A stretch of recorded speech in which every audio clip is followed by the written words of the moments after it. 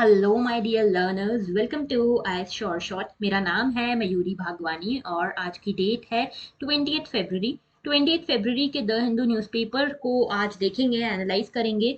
साथ ही 18 फरवरी 19 फरवरी के the Hindu newspaper को भी एनालाइज करेंगे। जितने भी करंट अफेयर्स हमारे न्यूज़ में रहे हैं इन 3 दिनों में, उन सभी को एनालाइज करेंगे इन डिटेल। कुछ भी टॉपिक आपका नहीं छूटेगा। शुरू करते हैं आज का द हिंदू एनालिसिस बिना टाइम वेस्ट किए। और आज का एक जो सबसे बड़ा सेंसिटिव मुद्दा होने वाला है, that is going to be sealed cover jurisprudence. तो ये सील्ड कवर जूरिस्प्रूडेंस क्या है और किस तरह से जुडिशरी और एग्जीक्यूटिव के बीच ये नई टसल देखने को मिल रही है हमको। तो सील्ड कवर जूरिस्प्रूडेंस है क्या, पहले इसकी बात करेंगे। फिर ये देखेंगे कि सील्ड कवर जूरिस्प्रूडेंस का ओरिजिन कहाँ से होता है। और पहले तो जुडिशरी इसको एक्सेप्ट कर रही थी, लेकिन अभी हाल ही में जुडिशरी ने क्यों कहा कि नहीं भैया, सील्ड कवर जूरिस्प्रूडेंस काम नहीं करेगा। ये जुडिशरी के वर्किंग को, जुडिशरी की ट्रांसपेरेंसी को अफेक्ट करेगा ये सील्ड कवर जूरिस्प्रूडेंस। तो बेसिकली किस तरह से ये हमारी जुडिशरी, हमारी सुप्रीम कोर्ट, हमारा एग्जीक्यूटिव यानी कि हमारी गवर्नमेंट, उन दोनों के बीच में एक टसल का पॉइंट बन रहा है, इसकी भी बात करेंगे। और कई सारे और मुद्दों के बारे में डिस्कस करेंगे। बहुत ज्यादा इंपॉर्टेंट है आज का लेक्चर, क्योंकि आज के लेक्चर में कई सारे इंपॉर्टेंट मुद्दे हैं जो कि प्रीलिम्स के लिए बहुत ज्यादा इंपॉर्टेंट हो जाते हैं। तो अगर आप लोग 2023 प्रीलिम्स की तैयारी कर रहे हो या यहाँ 2024 की भी कर रहे हो, तो आप लोगों के लिए आज का लेक्चर बहुत ज्यादा जरूरी है। ओके, बढ़ते हैं आगे। सिर्फ 97 डेज बचे हैं आपकी यूपीएससी प्रीलिम्स में। और एक अलर्ट और दे दूं कि कल यानी कि 21 फरवरी को लास्ट डेट है आपकी यूपीएससी का फॉर्म भरने की।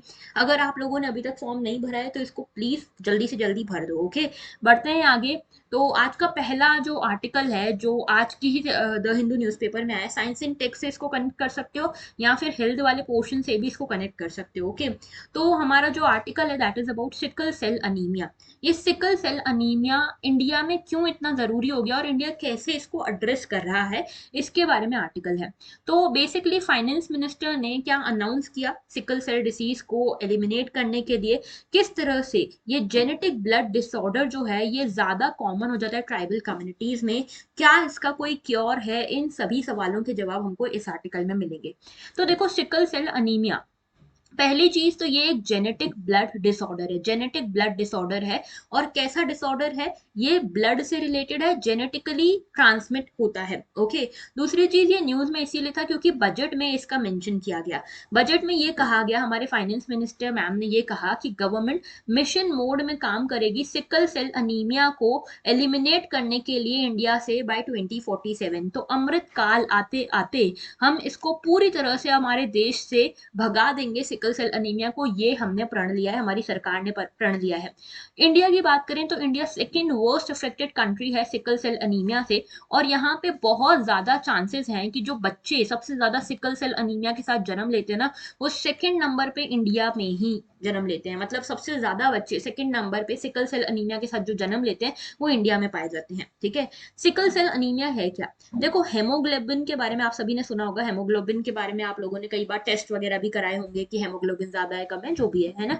तो हेमोग्लोबिन की कमी होना, उसको सिंपली हम बोलते हैं एनीमिया। ओके, और हेमोग्लोबिन जो कि जिसका काम होता है ऑक्सीजन कैरी करना सभी बॉडी पार्ट्स में, इसकी 4 प्रोटीन सब यूनिट्स होती है। तो हेमोग्लोबिन की 4 प्रोटीन सब यूनिट्स जो है, इसमें 2 अल्फा सब यूनिट्स होती है और 2 बीटा सब यूनिट्स होती हैं। जो सब यूनिट बीटा बनाती है ना, इसमें जब इसके अंदर जेनेटिक म्यूटेशन हो जाए, जेनेटिक म्यूटेशन मतलब कि जब ये जो सेल है अपने आप को कॉपी कर रहा है, उस टाइम पे कुछ चेंजेस अगर आ जाएं इस सेल में, जेनेटिक चेंजेस अगर आ जाए, तो ये जो ये ब्लड सेल है, ये डिस्टॉर्ट कर सकता है हेमोग्लोबिन के शेप को या ब्लड सेल के शेप को। ओके, और जो ये ब्लड सेल का शेप जहां से खराब होता है ना, वहीं से सारी दिक्कत शुरू हो जाती है। तो मैं आपको जरा दिखाती हूँ। ये देखो, सिकल सेल डिसीज क्या होता है। सिकल सेल डिसीज या sickle cell anaemia blood disorder है। ये इनहेरिटेड होता है, यानी कि जेनेटिक होता है, आपको अपने अपने पेरेंट्स से ये मिल सकता है। ठीक है, तो जेनेटिक डिसऑर्डर होता है, इनहेरिटेड होता है। ये रेड ब्लड सेल्स को अफेक्ट करता है। Normal red blood sales round होते हैं और फ्लेक्सिबल होते हैं। देखो, इस तरह के होते हैं नॉर्मल रेड ब्लड सेल्स, तो राउंड और फ्लेक्सिबल होते हैं। इसीलिए जब भी किसी वेन में से या किसी भी आर्टरी में से ये पास होते हैं, किसी भी नस में से पास होते हैं, तो बड़ी आराम से ये फ्लेक्सिबल होने के कारण निकल जाते हैं। ओके, तो स्मॉल ब्लड वेसल्स से अगर ये पास होते हैं तो बड़ी आराम से ट्रैवल कर जाते हैं और ऑक्सीजन को हर बॉडी पार्ट तक डिलीवर करवाते हैं। लेकिन जब बीटा सब यूनिट, मैंने आपको बताया हेमोग्लोबिन के 4 प्रोटीन सब यूनिट्स हैं, तो बीटा सब यूनिट बनाने वाला जो सेल है, अगर उसमें जेनेटिक म्यूटेशन हो गया, अगर वो कॉपी करते टाइम उसमें उसके जीन मटेरियल में, जेनेटिक मटेरियल में कुछ चेंजेस आ गए, जेनेटिक म्यूटेशन हो गया, तो वो क्या करता है, ब्लड सेल को, ब्लड सेल के शेप को अफेक्ट करता है। और ब्लड सेल का शेप जो राउंड था, इस तरह से जो नॉर्मल राउंड था, वो राउंड ना रहकर इस तरह का हो जाता है।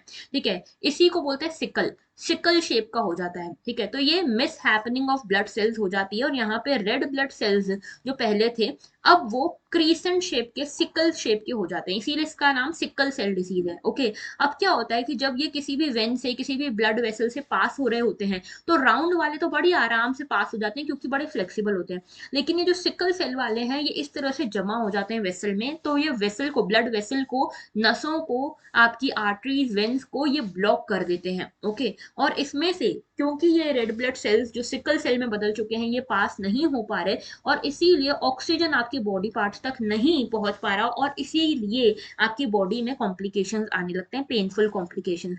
तो ये क्या करते हैं, क्लम्प कर जाते हैं, एक साथ स्टिक कर जाते हैं ब्लड वेसल से, और ब्लड के फ्लो को ब्लॉक कर देते हैं, जिसके कारण आपको सीरियस हेल्थ इश्यूज हो सकते हैं।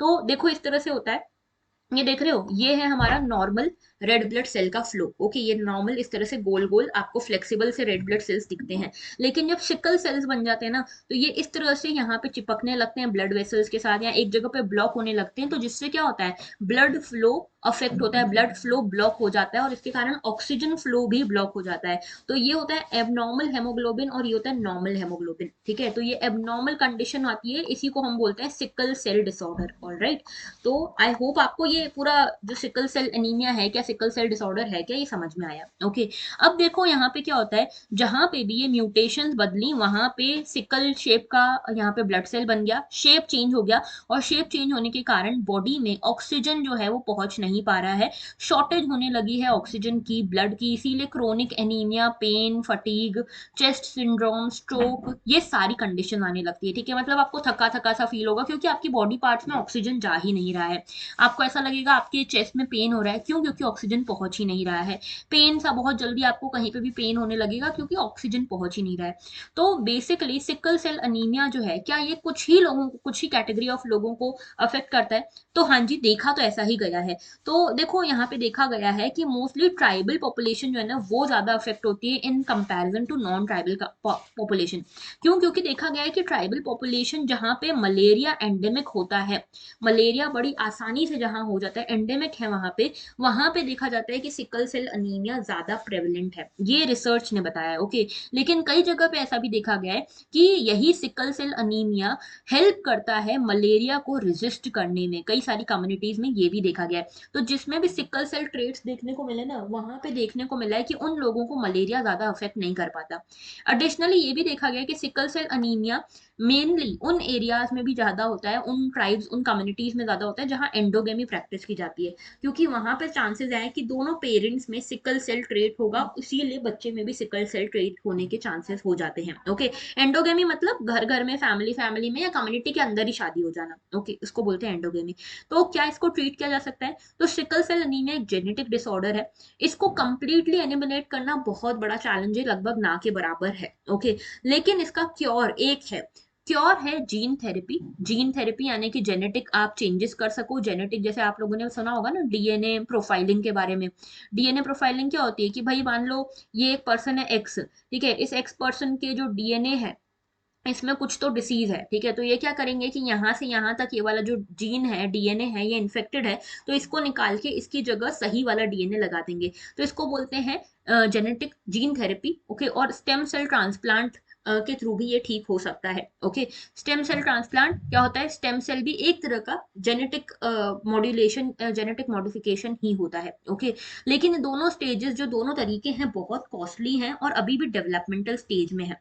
ब्लड ट्रांसफ्यूजन जो है, जहां पे रेड ब्लड सेल्स को रिमूव किया जाता है डोनेटेड ब्लड से and given to the patient, is also trusted treatment. तो बेसिकली क्या होता है कि जब आप परमानेंटली, आप यहाँ पे बेसिकली क्या चाह रहे हो, जो भी पर्सन अफेक्टेड है सिकल सेल एनीमिया से, उसको क्योर करना चाह रहे हो, तो उस केस में ब्लड ट्रांसफ्यूजन भी एक तरीके से काम आ सकता है, लेकिन प्रॉब्लम यही है कि सेफ सप्लाई ऑफ ब्लड होना, इन्फेक्शन का रिस्क होना, ये कहीं ना कहीं चैलेंज बन जाता है। इंडिया ने अभी तक क्या किया, तो आईसीएमआर और नेशनल रूरल हेल्थ मिशन मिलकर कल अलग अलग स्टेट्स में अलग अलग प्रोग्राम्स चला रहे हैं बेटर मैनेजमेंट और डिसीज के कंट्रोल के लिए। इसके अलावा ट्राइबल मिनिस्ट्री जो है, ट्राइबल अफेयर्स मिनिस्ट्री जो है, उन्होंने भी अपना एक पोर्टल स्टार्ट किया जिसमें इस तरह के लोग जिनको सिकल सेल अनीमिया है उनको ट्रीट किया जा रहा है, उनको कलेक्ट किया जा रहा है, स्पेशल कार्ड्स भी बनाए जा रहे हैं जिसमें ऐसे लोग जो सिकल सेल अनीमिया से इन्फेक्टेड हैं उनको ट्रीट किया जाएगा, उनको यहाँ पे बेसिकली अलग से कुछ ना कुछ प्रिविलेजेस दिए जाएंगे। तो ये था सिकल सेल एनीमिया के बारे में सब कुछ। बढ़ते हैं आगे नेक्स्ट इशू की तरफ। Second aubrite meteorite found in India in 170 years. तो बेसिकली मुद्दा क्या है, मुद्दा ये है कि हमारे देश में गिरा एक मीटियोराइट। अब मीटियोराइट क्या है इसको भी समझते हैं। देखो क्या होता है कि स्पेस से अलग अलग ऑब्जेक्ट्स आपने देखे हैं, अलग अलग हिस्ट्री में अलग अलग ऑब्जेक्ट्स आके अर्थ पे गिरे हैं, ठीक है। जो कॉमेट होता है, सबसे पहला होता है कॉमेट। कॉमेट क्या होता है, आइस और रॉक का बना हुआ एक चंक होता है जो आउटर सोलर सिस्टम से आया है।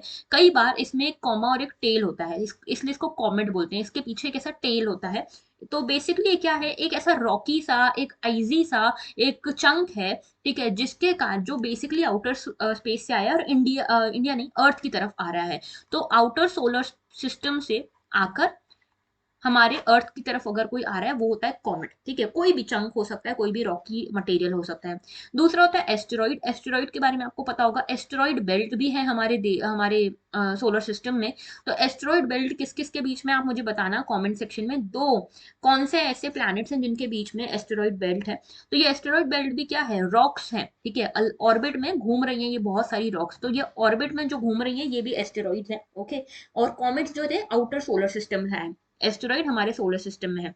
फिर इन्हीं में से, इन्हीं जैसे जो स्पेस में मटेरियल्स या सेलेस्टियल बॉडीज घूम रही हैं, इसी तरह का कुछ रॉकी मटेरियल अगर छोटा सा मीटियोरॉइड बन के हमारे अर्थ की तरफ आने लगे, तो ये बेसिकली वो स्पेस रॉक है जो कि एक डस्ट ग्रेन से बड़ा है लेकिन एक एस्टेरॉइड से छोटा है।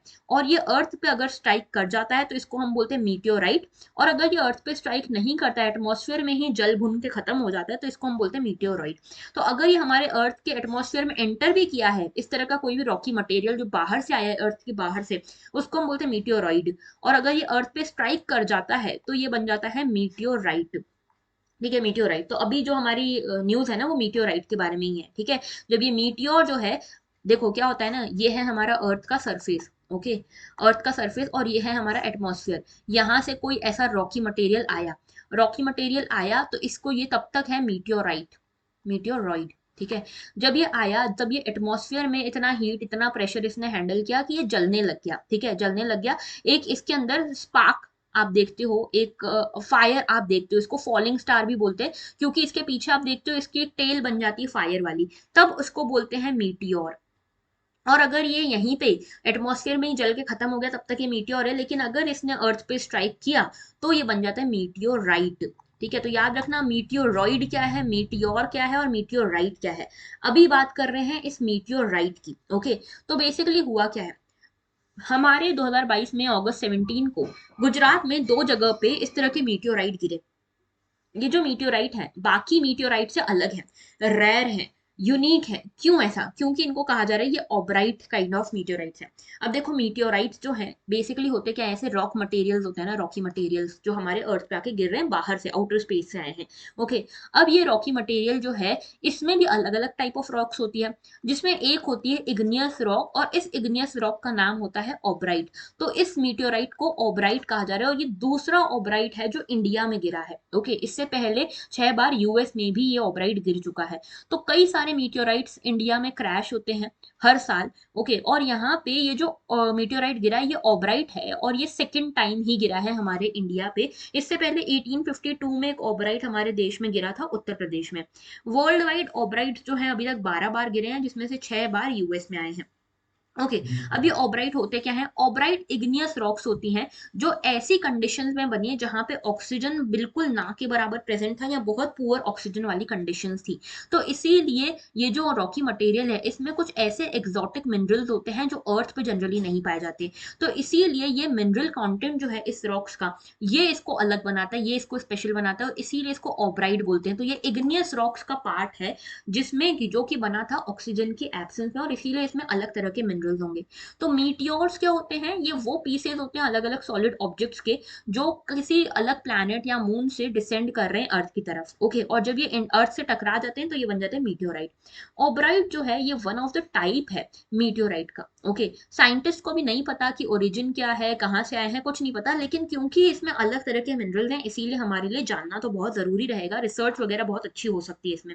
ठीक है, 90% जो मीटियोराइट्स होते हैं वो ऑर्थोपायरोक्सिन के बने होते हैं, और पायरोक्सिन क्या होती है, बेसिकली सिलिकेट्स होती हैं जिसमें सिलिका टेट्राहेड्रा के सिंगल चेन्स आपको मिलती हैं।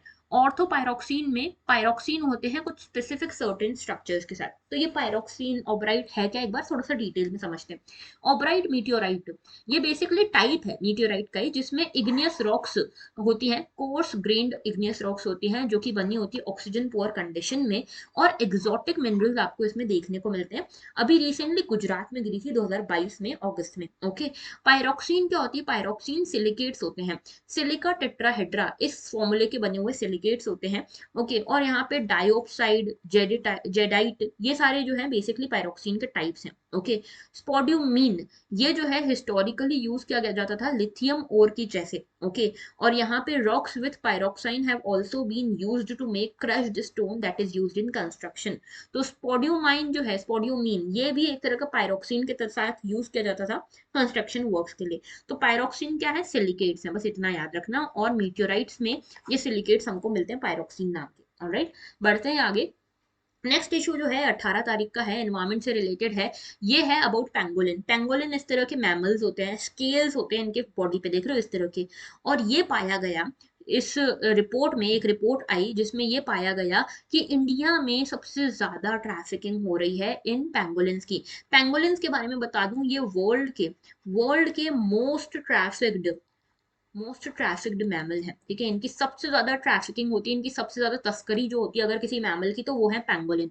ओके, और इंडिया में मिलते हैं दो तरह के पेंगोलिन, एक होता है इंडियन पेंगोलिन और दूसरा होता है चाइनीज पेंगोलिन। ये दोनों ही पेंगोलिन्स जो हैं बहुत फेमस हैं इंडिया में, और इन दोनों की ही तस्करी बहुत ज्यादा होती है पूरे वर्ल्ड वाइड लेवल पे। तो अभी वर्ल्ड पेंगोलिन डे गया है फरवरी 18 को, जहां पे एक नॉट फॉर प्रॉफिट ऑर्गेनाइजेशन जो है इंटरनेशनल ट्रेड के लिए काम करती है, नाम है इसका ट्रैफिक। इसने पता लगाया है, ठीक है, ट्रैफिक और साइट्स, ये दो बेसिकली आपका काम, आज का होमवर्क ये है कि आप ट्रैफिक और साइट्स के बारे में आज पढ़ के आओगे एनवायरमेंट के बुक में से, जो भी एनवायरमेंट का आपका रिसोर्स आप यूज कर रहे हो उसमें से ट्रैफिक और साइट्स के बारे में पढ़ के आओगे। ये दो ऐसी ऑर्गेनाइजेशन है जो हमारे पूरे इंडिया में, वर्ल्ड में जो भी बायोडाइवर्सिटी है उसके गलत तरीके से ट्रेड को, उसकी स्मगलिंग को, ट्रैफिकिंग को, ये सब रोकती है। ठीक है, ये दो ऑर्गेनाइजेशन।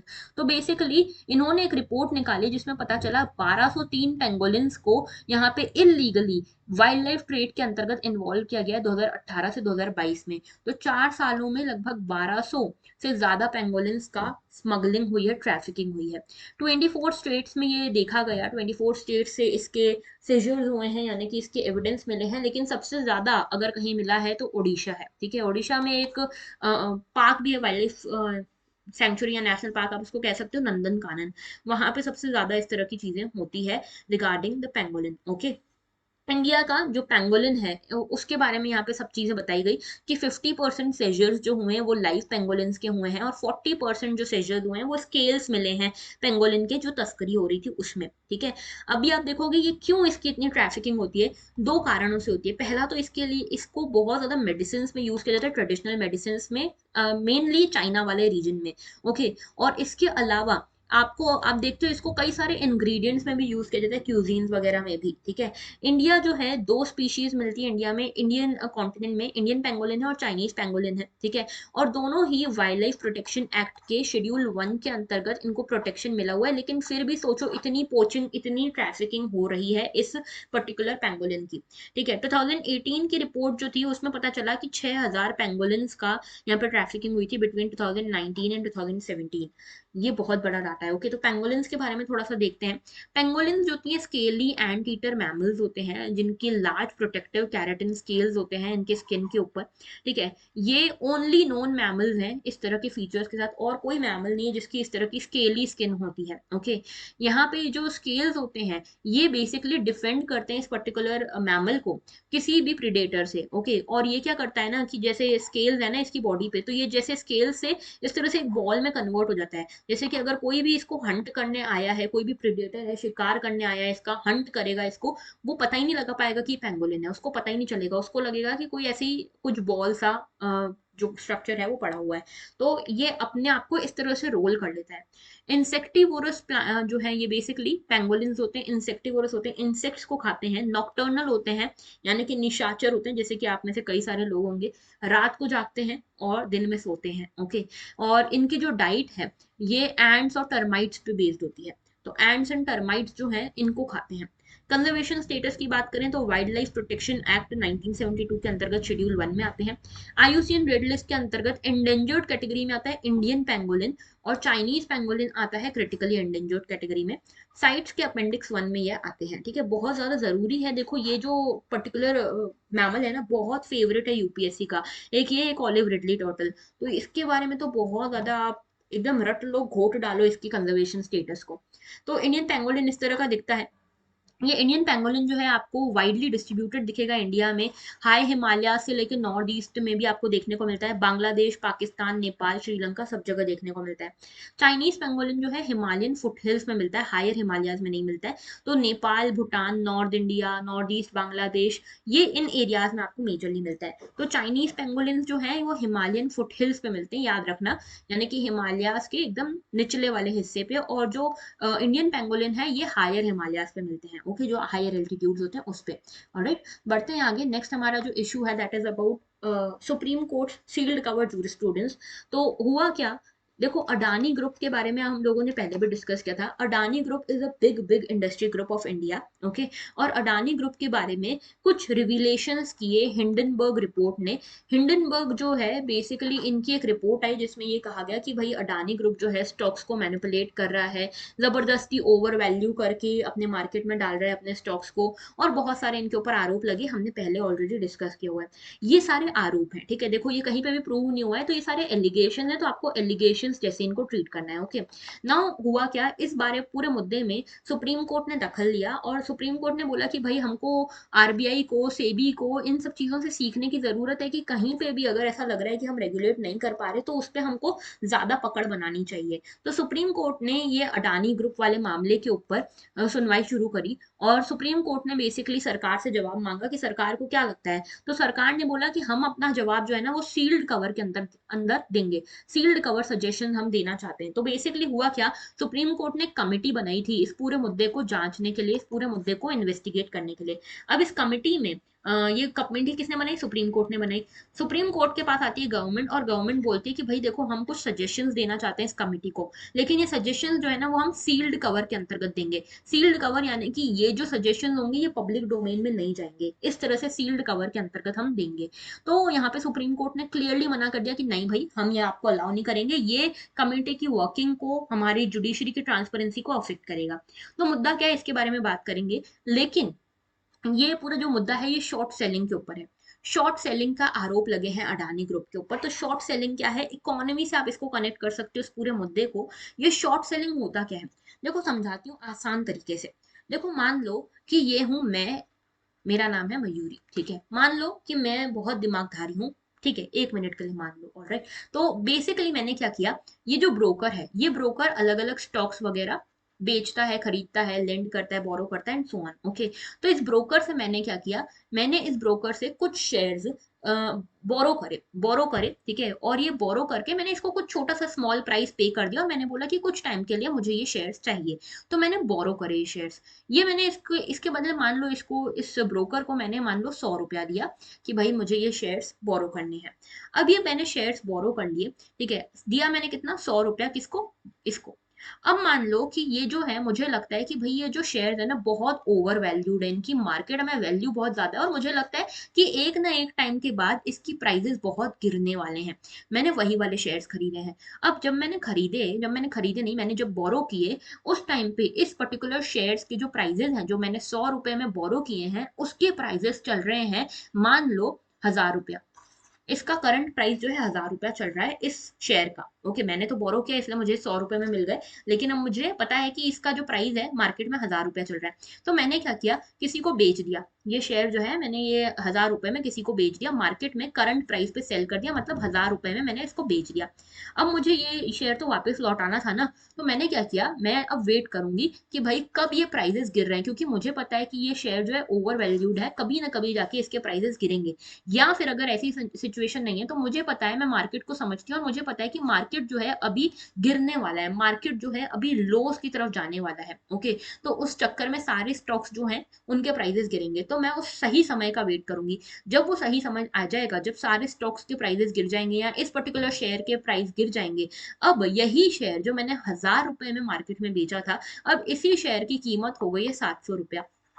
तो मैंने क्या किया, 700 रुपए में ये शेयर्स खरीद लिए। ठीक है, बेचे थे 1000 रुपए में, खरीद लिए 700 रुपए में, तो क्या हुआ, 300 रुपए का फायदा हुआ मेरे। ठीक है, 300 रुपए का मेरा फायदा हुआ। और मैंने क्या किया, ये 300 रुपए कमा के अब ये शेयर्स मेरे पास आ गए और मैंने ये वापस की वापस ब्रोकर को रिटर्न कर दिए। तो मैंने कुल मिला के ये बोरोइंग एंड लेंडिंग वगैरह को देखते हुए शॉर्ट शॉर्ट फॉर्मेट में शॉर्ट टाइम में 300 रुपया कमा लिया। तो ये शॉर्ट सेलर्स कौन होते हैं, ऐसे सेलर्स, ऐसे स्टॉक सेलर्स होते हैं जो बेसिकली जो शेयर वो सेल कर रहे हैं उसको वो ओन भी नहीं कर रहे, उन्होंने उसको सिर्फ बोरो किया हुआ है। ठीक है, और उस शेयर को उन्होंने बेच दिया, बेचा हाई प्राइस में, खरीदा लो प्राइस में, जिसके कारण उनको हुआ बेनिफिट, और बेनिफिट को निकाल के ये वापस शेयर उनने लौटा दिया जिससे उन्होंने बोरो किया था। तो बेसिकली इसको बोलते हैं शॉर्ट सेलिंग। तो शॉर्ट सेलिंग को लेकर हमारे देश में क्या रेगुलेशन है, तो हमारे देश में अलग अलग इन्वेस्टर्स होते हैं, रिटेल इन्वेस्टर, इंस्टीट्यूशनल इन्वेस्टर, सभी लोग शॉर्ट सेलिंग कर सकते हैं। एक होती है naked short selling. Naked short selling मतलब क्या, कि आपने किसी से, सामने वाले से बोरो भी नहीं किया है शेयर को, आपने बोरो भी नहीं किया और उसको सेल करने लग गए, वो होती नेकेड शॉर्ट सेलिंग। हमारे देश में वो परमिटेड नहीं है। एक्चुअल शॉर्ट सेलिंग हमारे देश में परमिटेड है, यानी कि पहले आप बोरो करो, उसको आप सेल करो, फिर वापस खरीद के लेंडर को वापस दे दो। तो ये जो है actual short selling which involves borrowing share for a multi-day horizon is absent in India. Okay, तो बेसिकली ये वाली नेकेड शॉर्ट सेलिंग तो परमिटेड है नहीं, और जो एक्चुअल शॉर्ट सेलिंग है मल्टी डे होराइजन, मतलब अलग अलग दिनों पे अगर आप ये कर सकते हो, वो उतनी प्रेजेंट नहीं है हमारे इंडिया में। इन्वेस्टर्स जो हैं वो शॉर्ट सेल क्यों करते हैं, जब इन्वेस्टर्स को लगता है कि मार्केट फॉल करने वाला है, इन्वेस्टर जो है वो बियरिश है मार्केट को लेकर, मतलब उसको लगता है कि मार्केट अब गिरेगा, इसके कारण ये कर सकते हैं इन्वेस्टर्स। ओके, तो इन कोई आपको एग्जांपल बताऊं, तो इन्वेस्टर जो है कुछ शेयर्स खरीद ले, ठीक है, शेयर्स खरीद ले या शेयर्स को बोरो कर ले और उन बोरोड शेयर्स को फिर बेचे, बेचे हाई प्राइसेस में और खरीदे लो प्राइसेस में, तो उसको क्या होगा, बेनिफिट होगा, और इसी के कारण यहाँ पे ये प्रॉफिट जो कमाता है, इसीलिए लोग शॉर्ट सेलिंग करते हैं। तो यही था पूरा शॉर्ट सेलिंग, कि basically investors borrow shares and sell them expecting to buy them back later at a lower price before returning them to the lenders and making profits on the difference between the higher sale price initially and the lower purchase price subsequently। तो दो तरह के views हैं। Short selling जो है liquidity provide करती है, price correction करती है, जो भी स्टॉक्स ओवर वैल्यूड होते हैं उनको सही प्राइस पे लेकर आती है। लेकिन दूसरा व्यू ये भी है कि इसके कारण मार्केट बड़ा बड़ा मैनिपुलेटिव हो जाता है, वल्नरेबल हो जाता है। ओके, तो दोनों ही इसके डिबेट्स हैं। दूसरी बात करते हैं सील्ड कवर जूरिस्प्रूडेंस के बारे में, जो अभी हमने देखा कि हमारे जो सुप्रीम कोर्ट है उन्होंने मना कर दिया गवर्नमेंट से किसी भी तरह के सजेशंस लेने के लिए सील्ड कवर के अंतर्गत। तो बेसिकली ये क्या हुआ, ये डिसीजन जो था ये 3 जज बेंच का था कि नहीं भाई, हम नहीं लेंगे आपसे ये सील्ड कवर के अंतर्गत सजेशंस, क्योंकि उससे हमारी ट्रांसपेरेंसी अफेक्ट होगी। तो ये रूटीनली देखा जा रहा था काफी लंबे समय से कि गवर्नमेंट जो है इस तरह के सील्ड कवर जूरिस्प्रूडेंस में इन्वॉल्व हो रही थी। अलग अलग केसेस में ये देखा गया। ठीक है, और काफी हद तक तो सुप्रीम कोर्ट भी इसको ठीक मान रहा था, सही मान रहा था। इसका ओरिजिन कहाँ से होता है, ओरिजिन होता है सर्विस और एडमिनिस्ट्रेटिव केसेस से। ऑफिशियल सर्विस रिकॉर्ड हो गए, प्रमोशनल असेसमेंट हो गए, जहाँ पे आप सारी इंफॉर्मेशन पब्लिक डोमेन में नहीं डाल सकते क्योंकि ऑफिसर्स की रेपुटेशन वगैरह का सवाल होता है, तो वो सील्ड कवर में आता था। इसके अलावा कोई भी कॉन्फिडेंशियल डॉक्यूमेंट है सेक्सुअल असॉल्ट केसेस से रिलेटेड, जो विक्टिम है, सर्वाइवर है, उसकी पहचान से रिलेटेड, वो सील्ड कवर में आता था। ठीक है, और कई सारे मुद्दों में ये सील्ड कवर जूरिस्प्रूडेंस यूज भी किया गया, जैसे रफाल जेट परचेज डील हो गई, गुजरात पुलिस फेक एनकाउंटर हो गया, अयोध्या डिस्प्यूट हो गया, नरेंद्र मोदी की जो बायोपिक रिलीज हुई थी वो हो गई, जो चीफ जस्टिस रंजन गोगोई थे उनके सेक्सुअल हरासमेंट वाला जो केस था, जो उनके ऊपर आरोप लगाए गए थे, भीमा कोरेगांव केस, इनसे रिलेटेड जो गवर्नमेंट की साइड थी, गवर्नमेंट के सजेशन थे या गवर्नमेंट का जो भी टेक था, वो सील्ड कवर के अंतर्गत ही आया था। इनफैक्ट सुप्रीम कोर्ट रूल्स के हिसाब से रूल 7 जो है वो कहता है कि चीफ जस्टिस जो है या कोर्ट जो है जुडिशियल ऑर्डर के थ्रू ये कह सकते हैं कि कोई भी डॉक्यूमेंट कॉन्फिडेंशियल रखा जा सकता है, पब्लिक डोमेन में उसको नहीं लाने की जरूरत है अगर उससे पब्लिक इंटरेस्ट अफेक्ट होता है तो। दूसरी चीज 1872 का एविडेंस एक्ट भी ये कहता है कि अगर कोई ऐसा ऐसा ऑफिशियल रिकॉर्ड है जो कॉन्फिडेंशियल रखा गया है, जो पब्लिक डोमेन में नहीं है, उसमें से एविडेंस अगर आपको पेश करना है कोर्ट में तो आपको उसके लिए स्पेशल परमिशन लगेगी। तो ये बेसिकली ओरिजिन था। अभी बहुत टाइम से देखा जा रहा था कि बहुत बार जो गवर्नमेंट है वो बार बार ये सील्ड कवर जूरिस्प्रूडेंस लेकर आ रही थी। तो कोर्ट ने बोला कि भाई देखो ये गलत है, बर्डन जो है ये गवर्नमेंट के ऊपर लाई करता है कि गवर्नमेंट ये प्रूव करे कि जो आप ये बार बार कह रहे हो कि सील्ड कवर देंगे, पब्लिक इंटरेस्ट का, नेशनल सिक्योरिटी का मुद्दा है, तो ये आप प्रूव करो कि कैसे ये नेशनल सिक्योरिटी का मुद्दा है या कैसे ये पब्लिक इंटरेस्ट का मुद्दा है। ओके, आप इस तरह से बार बार नहीं कर सकते। पीगासस केस जजमेंट में भी ये लिखा गया that Union of India must necessarily plead and prove the facts which indicate that the information sought must be kept a secret। तो पहले गवर्नमेंट ये प्रूव करे कि भाई ये जो आप इंफॉर्मेशन दे रहे हो जिसको आप बोल रहे हो सीक्रेट रखना, क्यों सीक्रेट रखें ये आप पहले प्रूव करो। ओके, और इसका क्या है ना, प्रॉब्लम ये भी है कि आप मान लो गवर्नमेंट ने कह दिया कि ये पर्टिकुलर आदमी जो है इसके अगेंस्ट हमारे पास प्रूफ है तो आप इसको फांसी की सजा दे दो। तो सुप्रीम कोर्ट ने बोला भाई तुम अब क्या करोगे, डिफेंड करो तुम। तो ये एक्स को पता ही नहीं है कि किस बात के अगेंस्ट डिफेंड करना है, क्योंकि ये जो गवर्नमेंट ने डाटा दिया ये तो सील्ड कवर में है, यानी कि छुपा छुपा के दिया, सीक्रेट फॉर्म में दिया है, ये पब्लिक डोमेन में है ही नहीं। तो ये एक्स बेचारा अगर डिफेंड करना भी है खुद को तो कैसे डिफेंड करे। ओके, उसको पता ही नहीं मुझ पे आरोप क्या लगे हैं। ओके, तो ये था पूरा फील्ड कवर जूरिस्प्रूडेंस। नेक्स्ट हमारा मुद्दा है एनजीटी के बारे में। नेशनल ग्रीन ट्रिब्यूनल ने दिल्ली गवर्नमेंट के ऊपर बहुत बड़ा फाइन लगाया है, लगभग 2232 करोड़ रुपीस का ये फाइन है पुअर वेस्ट मैनेजमेंट को लेकर, क्योंकि यहाँ पे सॉलिड वेस्ट मैनेजमेंट एनजीटी का कहना है कि प्रॉपरली नहीं कर रही है दिल्ली गवर्नमेंट, इसीलिए इनके ऊपर फाइन लगा है। तो एनजीटी के बारे में जान लेते हैं। एनजीटी जो है 2010 में 18 अक्टूबर को स्टैब्लिश की गई थी under the act of national green tribunal act of 2010। तो ये एनजीटी बेसिकली एक स्टेचुटरी बॉडी हो जाती है क्योंकि ये पार्लियामेंट के एक्ट के थ्रू बनाई गई है। इसका मेजर काम ये है कि जो भी केसेस एनवायरमेंट से, एनवायरमेंट प्रोटेक्शन से, कंजर्वेशन ऑफ फॉरेस्ट से रिलेटेड है, उनका एक्सपीडिशियस डिस्पोजल किया जाए। न्यू दिल्ली जो है ये प्रिंसिपल प्लेस है सिटिंग की। यहाँ पे अलग अलग ट्रिब्यूनल्स के अलग अलग रीजनल सेंटर्स भी, जैसे भोपाल, पुणे, कोलकाता, चेन्नई में भी इसके सेंटर्स हैं। ट्रिब्यूनल जो है this is not bound by the procedure laid down under the code of civil procedure.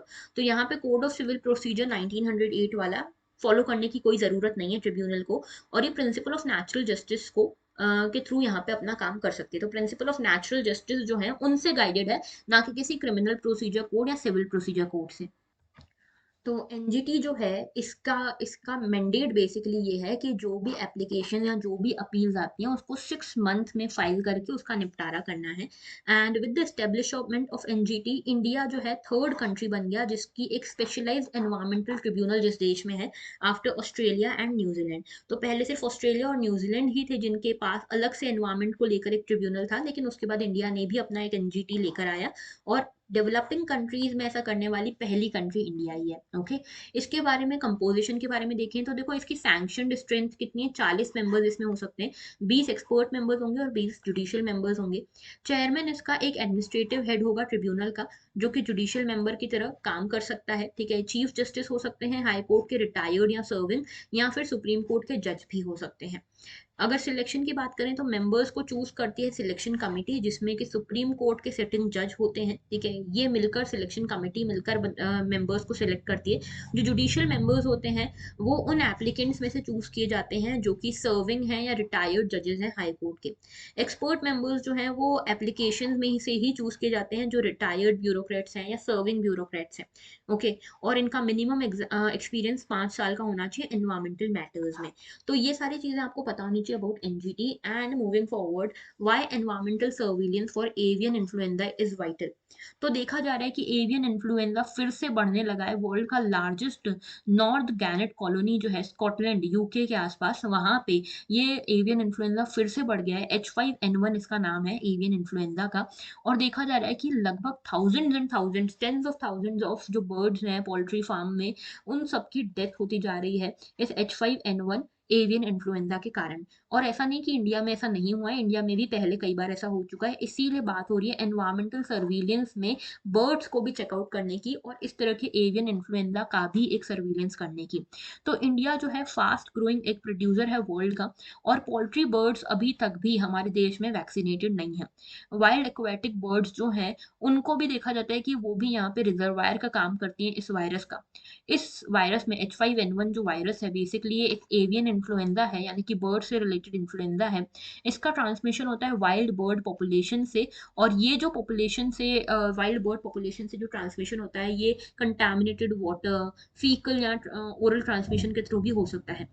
Avian influenza जो है, इसमें इस वायरस में बर्ड्स को या तो बिल्कुल आइसोलेटेड रखना होता है, या फिर अनकॉन्सेंट्रेटेड वाटर के आसपास ये वायरस आपको देखने को मिलता है। ओके, एवियन इन्फ्लुएंजा वायरस जो है ये वायबल हो सकता है एक्सटेंडेड पीरियड ऑफ टाइम तक के लिए। ओके, और इसके बारे में ज्यादा जानकारी अब हम देखते हैं इन एवियन इन्फ्लुएंजा के बारे में।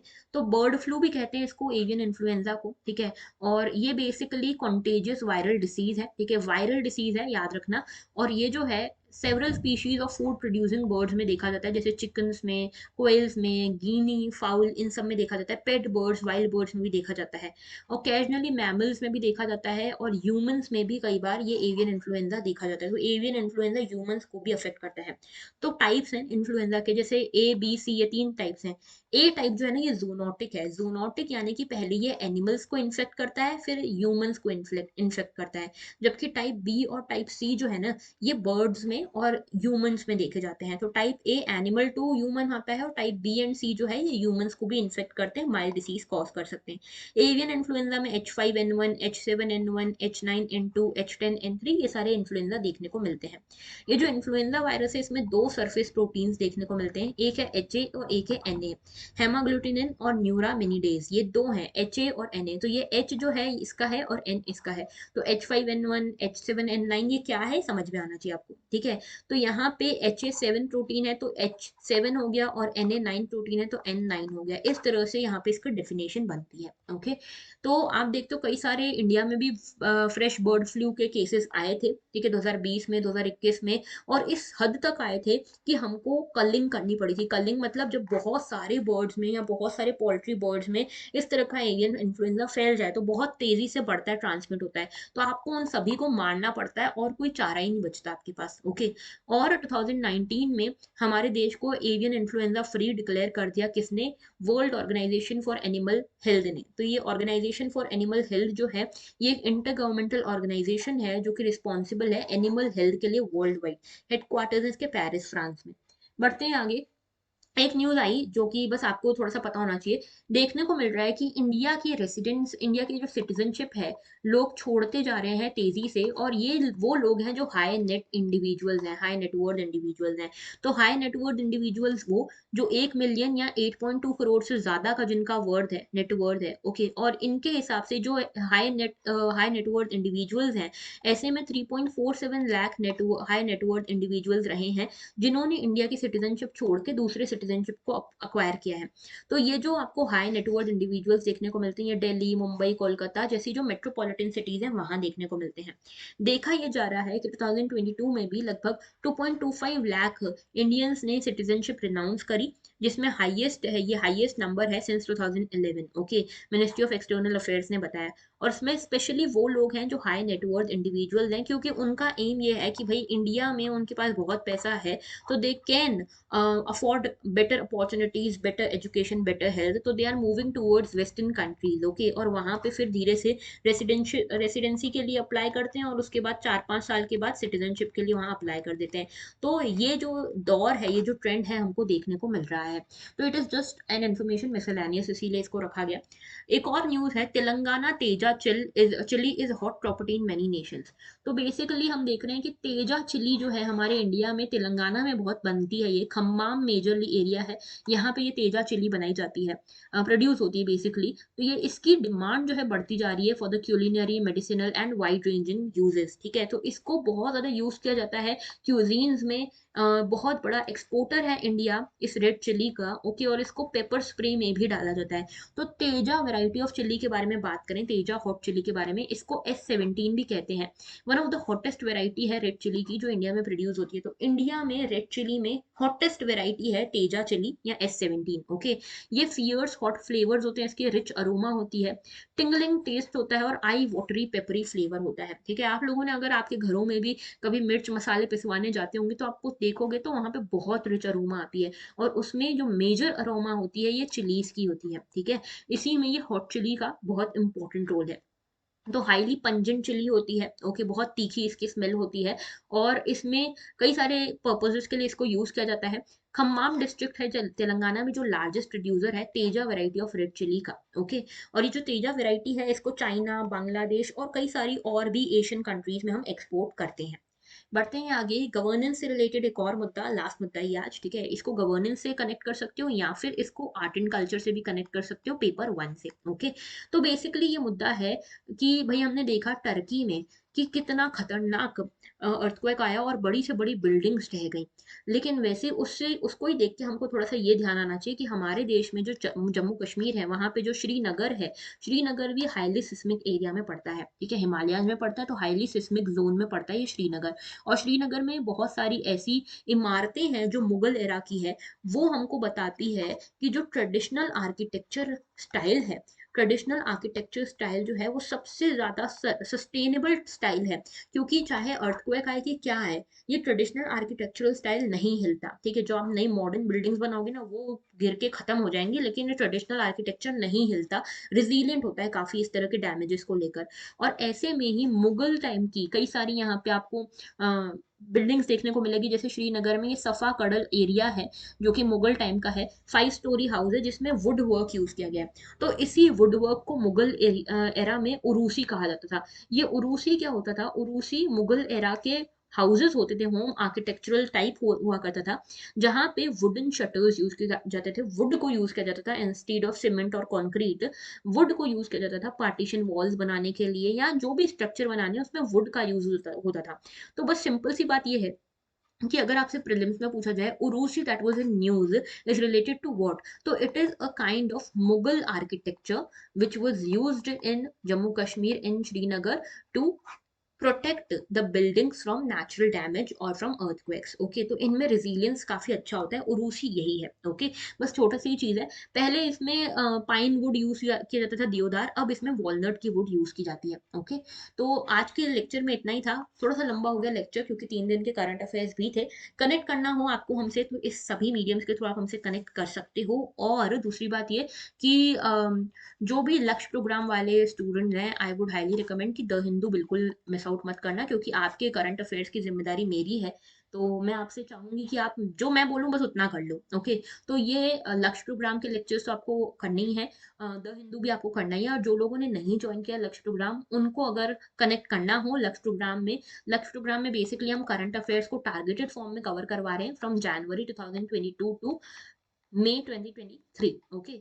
तो इसमें हम ये करंट अफेयर्स कवरेज करवा रहे हैं थ्रू वीडियो लेक्चर्स और साथ में क्विजेस भी होंगे। And the cost of this programme is ₹499। अगर आपको कनेक्ट करना हो, अगर आपको ज्वाइन करना हो, तो you can connect with our team. Number मैं आपको छोड़ जाती हूँ, 7471170661 इज आर नंबर, ठीक है। हमारी टीम आपसे कनेक्ट कर सकती है इस नंबर पे, अगर आप चाहो तो कॉल कर सकते हो। And you can know more about this Lakshya programme, and if you want you can join also, ठीक है। आपको जितने भी प्रीवियस लेक्चर्स हैं वो आपको प्रोवाइड कर दिए जाएंगे।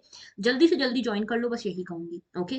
So that was all, thank you for watching and have a very good day. अगर शॉर्ट शॉर्ट मैनर में तैयारी करनी है तो सब्सक्राइब करना मत भूलना, लाइक करना मत भूलना, शेयर करना मत भूलना, कमेंट करना मत भूलना। एक क्वेश्चन आपसे पूछा था, कमेंट करना मत भूलना एस्टेरॉइड्स के बारे में, okay. That was all, thank you for watching and have a very good day.